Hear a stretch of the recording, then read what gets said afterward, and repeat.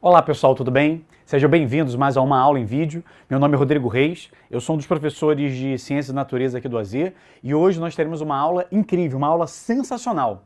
Nós vamos falar hoje sobre o sistema respiratório humano. Então hoje você vai entender como é que funciona o seu pulmão, como é que funciona o transporte de gases, como é que isso é controlado. Nós vamos falar hoje de coisas muito importantes, fundamentais para o seu entendimento da biologia. Então vamos lá?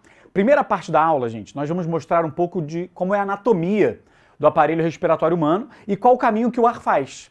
Então, qual seria o objetivo do sistema respiratório? O objetivo seria promover a troca de gases. Nós sabemos que as nossas mitocôndrias precisam de oxigênio para realizar a respiração celular.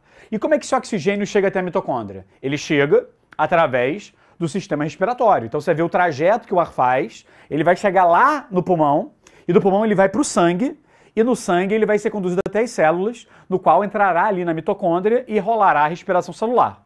E você lembra que na respiração celular, um gás é produzido, que é o gás carbônico, e ele fará o caminho contrário. Então hoje a gente está preocupado em entender como é que o oxigênio chega até as células e como é que o CO2 ele sai das células e vai para o meio externo. Então vamos ver esse caminho? Então vem comigo aqui nesse desenho, gente. Aqui nós temos um recorte mostrando para vocês como é o sistema respiratório.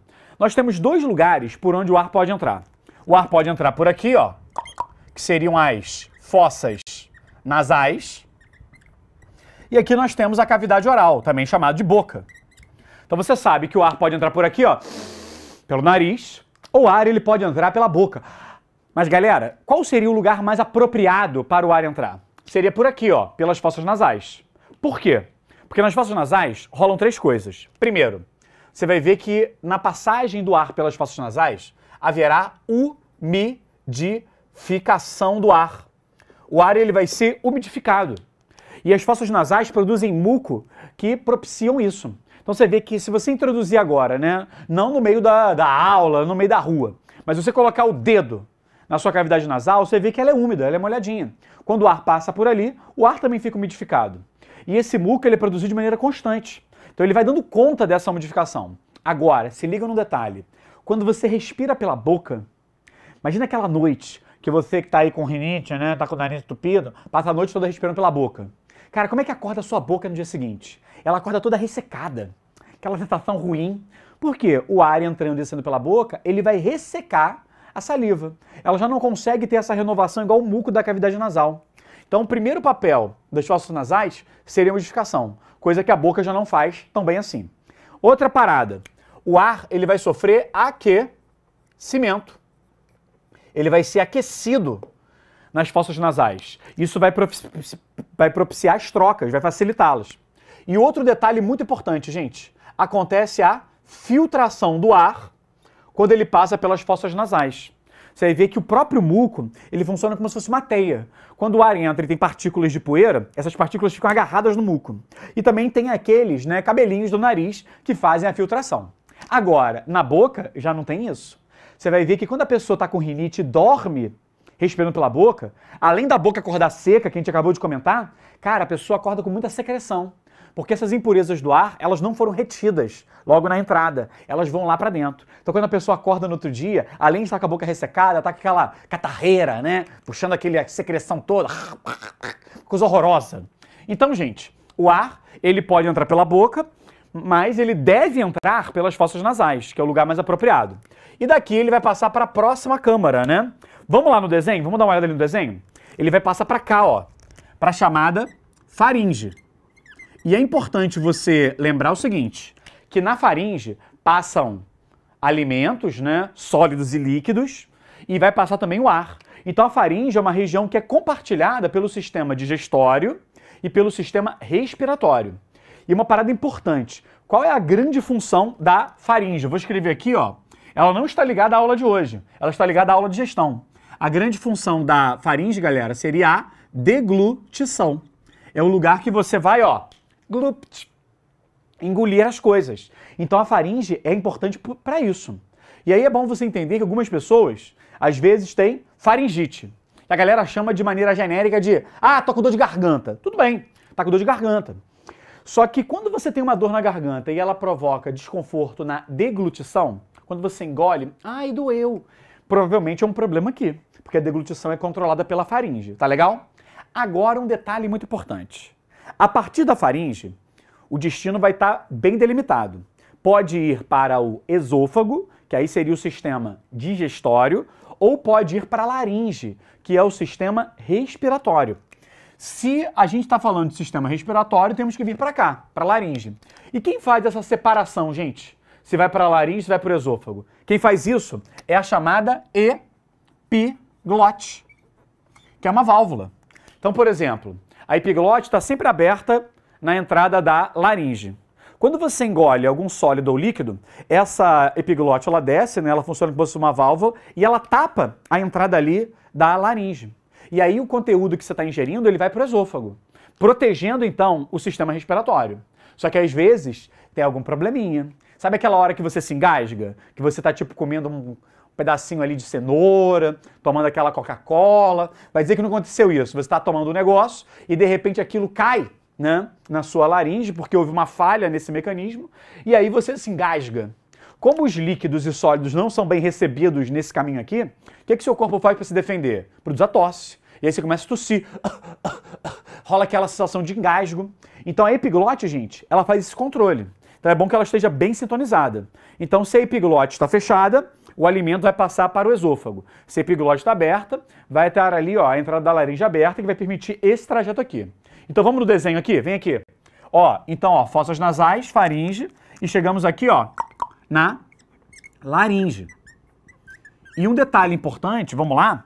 A laringe, gente, é o local que nós encontramos as cordas vocais, que permitem que as pessoas falem, que as pessoas cantem.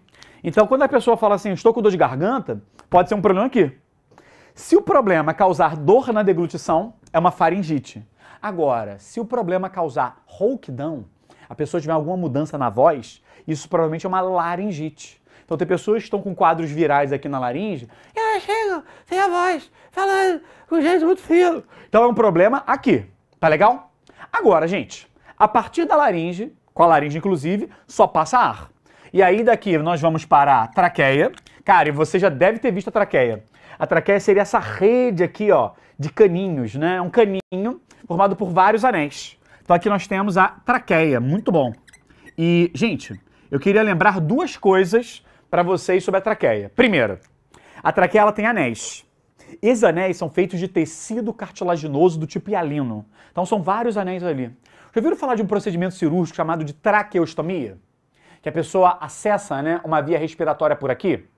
Ela tira esses anéis da traqueia e passa um tubo.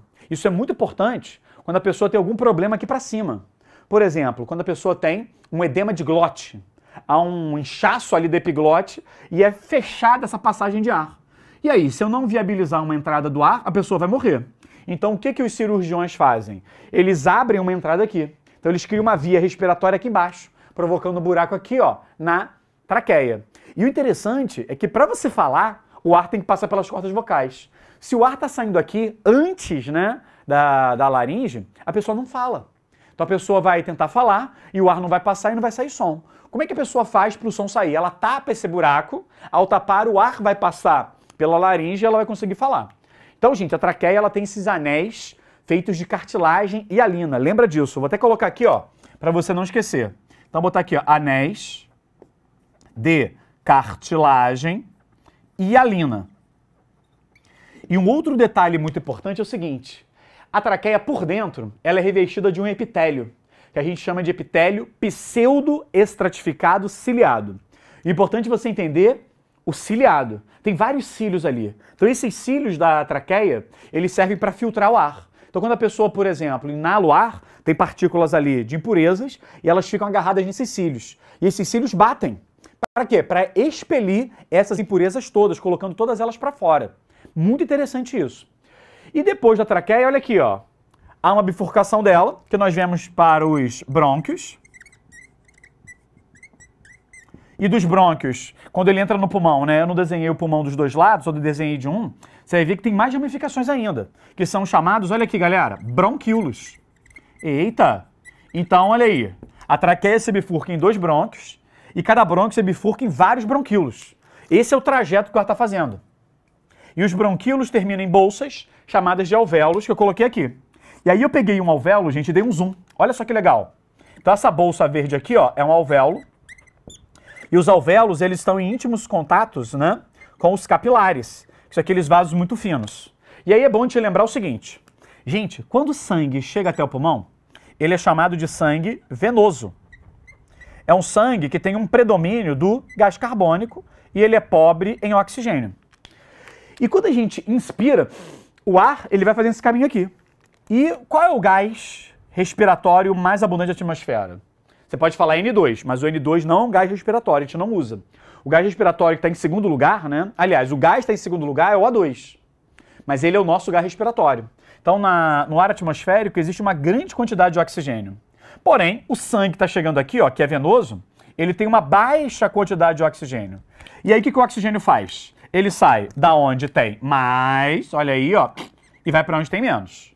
E o que o sangue tinha muito, galera? Aqui, ó, gás carbônico. Ele era lotado de gás carbônico. E o ar que a gente inala, ele tem pouco gás carbônico. E aí, o que o gás carbônico vai fazer, gente? Ele vai sair. Então, a tendência é que o oxigênio entre no sangue e o gás carbônico saia. Essa troca só acontece porque um gás está saindo de onde tem mais e indo para onde tem menos. E essa troca tem um nome. É bom você lembrar. Ela é chamada de hematose. E, galera, quando o sangue sai daqui, ele não é mais chamado de sangue venoso. Ele é chamado de sangue arterial, que é um sangue que é rico em O2 e pobre em CO2. Olha que maneiro. Então, a gente pode ver que todo o trajeto do ar era para o oxigênio e o gás carbônico serem trocados aqui. Por isso que muita gente chama de porção condutora até aqui, ó, os bronquíolos, porque só conduziu o ar, e aqui embaixo que é a porção respiratória, porque é aqui que de fato acontece a hematose. Tudo bem?